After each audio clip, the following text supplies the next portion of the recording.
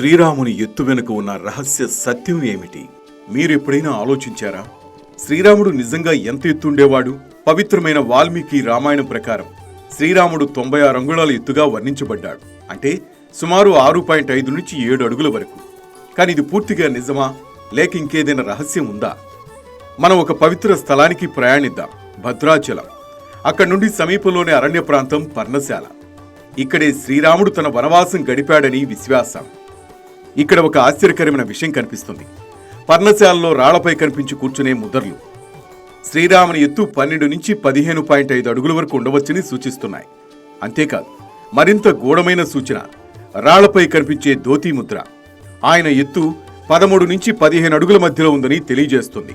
ఇంకా ముందుకు వెళ్లి రామేశ్వరం మరియు రామర్పాదం ప్రాంతాల్లో కనిపించే పాదముద్రలు శ్రీరాముని ఎత్తు 11 నుండి 15 అడుగుల వరకు ఉండొచ్చని సూచిస్తున్నాయి.